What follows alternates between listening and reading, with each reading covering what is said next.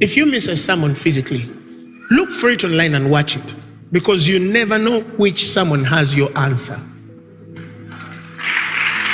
You never know. Because all of you have been defined by many sermons, but there is that one sermon you remember that took you out of one specific issue. You can say, you remember that sermon? Yes, that's when I got my healing. You remember that sermon? Yes, that's when I got my job. You remember that sermon? Yes. Now imagine a person who needed exactly that, but they were not reconciled to that sermon. It means they have to wait for another cycle. When it comes back, when the Spirit should stir the waters again, for that to come out of the man of God, and it could be 4 or 5 years, or 3 years, or 4 months, and they could miss it again, and the cycle repeats itself, because whether you want it or not, what that which has been shall be and is. It's like that. Are you following what I'm saying? Are you learning something? Okay? One of those days, there's this lady who was dealing with a very bad disease, very, very bad disease.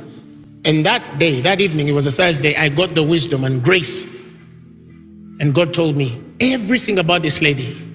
So I call out that name of that person suffering from that issue. And I think 2 ladies came with the same names. They were suffering with similar issues, but the particular person I was looking for did not come. And in my spirit, because I knew the person, I couldn't see them there.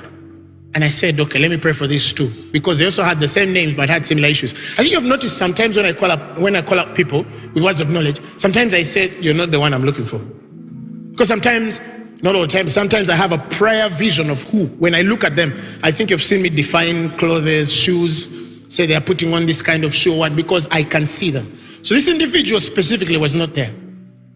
After praying for these people, I believe they healed. This person who I was looking for sends me a message after and said, Apostle Grace, you called my name, but I was not there. So I asked them, where were you? And they told me, at the time you called, I was in the toilet. I said,